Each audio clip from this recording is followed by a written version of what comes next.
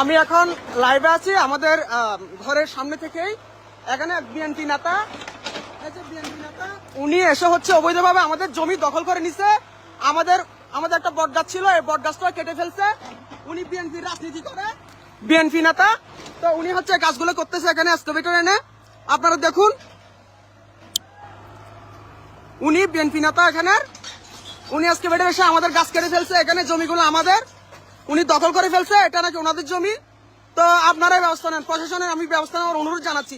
আমাদের এখানে ঘরে কেউ নাই, শুধু আমি আছি।